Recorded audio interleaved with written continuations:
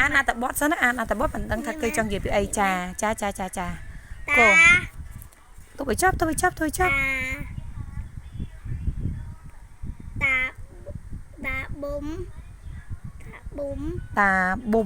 តាបុំ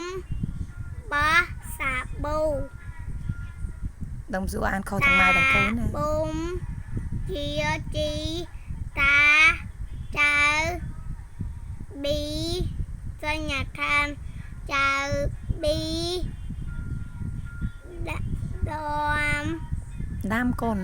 លងទៅអីកូនលងទៅអីច្អល់បន្តិចគាត់អានច្អល់បានទីណពអូនាំពីណាកូនណាំលើច្អល់ឲ្យចំលើច្អល់ឲ្យចំលើមើលចាទៅទៀតដោយ